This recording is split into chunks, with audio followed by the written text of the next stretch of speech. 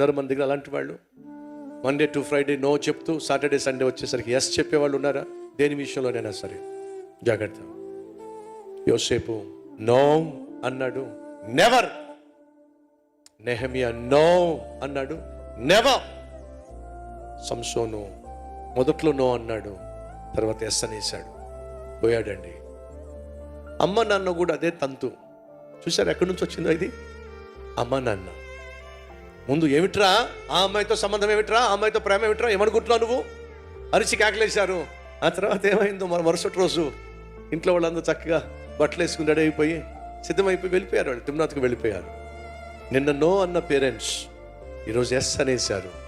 నిన్న నో అన్న సంసోను ఈరోజు ఎస్ అనేశాడు. జీవితం నాశనం అయిపోయింది. సంసోను అతంత్రంగా కథ ముగిసిపోయింది. మీ సహోదరి సహోదరు మన జీవితంలో సాతానికి, సాతాను తంత్రాలకు, సాతాను మనుషులకు ఒకసారి నో చెప్తే సరిపోదు, చచ్చేంత వరకు నో చెప్పాలి. అలా అయితేనే మన ఆత్మీయత భద్రంగా ఉంటుంది, మన భవిష్యత్తు బంగారంలా ఉంటుంది.